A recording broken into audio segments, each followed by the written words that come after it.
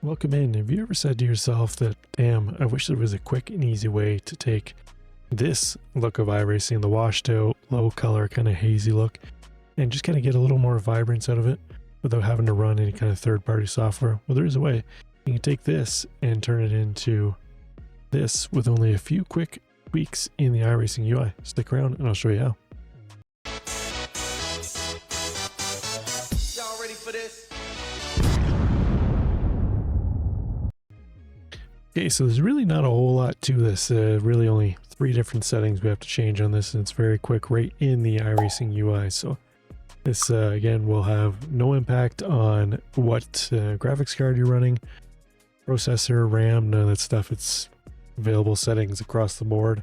Won't have any impact on your FPS either. So quick little setting that eliminates having to run any kind of third-party software like reshade or using the GeForce filters, which I don't even think they actually even work anymore in iRacing. So let's hop in here and take a look. So the first thing we're going to do is you're going to go into the options, and then we're going to go to the graphics. Before we get into what I change quickly in the monitor section here, I see a lot of people that actually enable reflex. They don't actually go ahead and do the other necessary step in the Nvidia control panel to access that too as well. So quickly go take a look at that.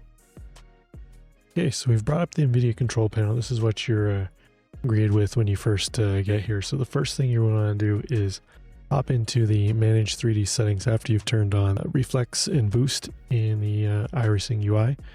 Scroll down to latency mode here. This defaults to, I can't remember if it's off or on, but anyways, you want to select ultra.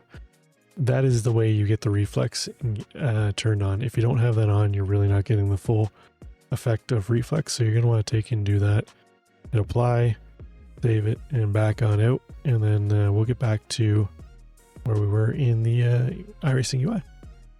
Okay, so we're back to iRacing here. We'll go back into graphics. This is pretty much what you're going to see out of the box in iRacing when you open up a session at we're at Red Bull Ring here, and we got the F4 car. This is the way it's going to look. You can see it's kind of washed out. Colors aren't all that poppy, and they're kind of dull and mute and so forth. So we're going to fix that here quickly. Jump into the options, click on graphics. So you're going to see in the top right corner here where everything's going to be 0 gamma, brightness, contrast. Very simple changes here. I like to move the gamma up to 5. I'll move the brightness down to 2. Or 3, sorry, gamma I like to keep at 4. Brightness I move to 3, and then contrast I bring up to 4. And then that's it. We'll quickly go back here, and you can see the colors are much richer. You lose that kind of hazy color that you had there. The colors more pop across the board. And I think it, frankly, I think it looks a lot better without having to do any kind of reshade or GeForce filters or any kind of other monkeying around with third-party software. Now, there is a note. If you're running a night race, it is going to be a little bit darker. The lights, you're going to want to come back in and adjust these settings a little bit before you start the session, just to get that little bit extra light.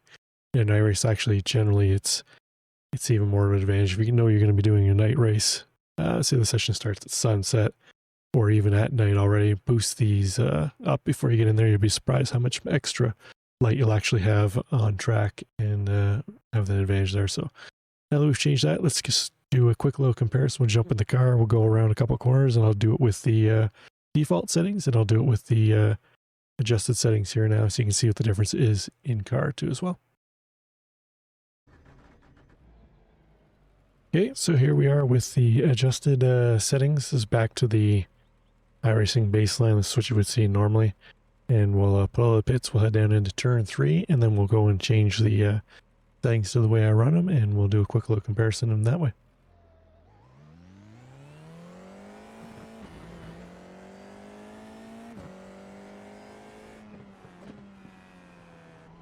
So you'll quickly notice it's a little more washed out with the basic iRacing default, where it goes to 0 across the board. Here the colors they don't really pop at all. And when we make the changes here in a moment, you'll see where the colors are really darker, a little more richer than what they are naturally with iRacing there as we lock it up into turn 3. So we'll just head down the hill a little bit here, and then let's go make those changes and see how the difference pans out here. Okay, and here we are back in the car with the gamma brightness and contrast settings back to how I normally run them.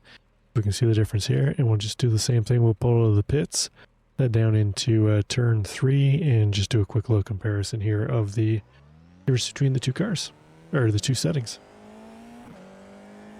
So again, you'll notice that you're not getting as much of the haze effect, yellowing effect that you get in natural iRacing.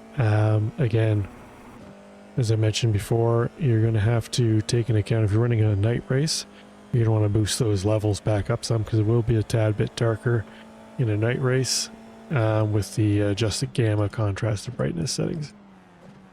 There we go into turn 2, and you can have a quick comparison there of the different settings between the gamma and brightness. Hopefully this will bring a little more enjoyment to your iRacing without having to run any kind of background programs like reshade or running any filters through Nvidia, GeForce, and that type of stuff. So hope you enjoyed this. If you did, hit that like and subscribe button, and we'll see you next time. Bye for now.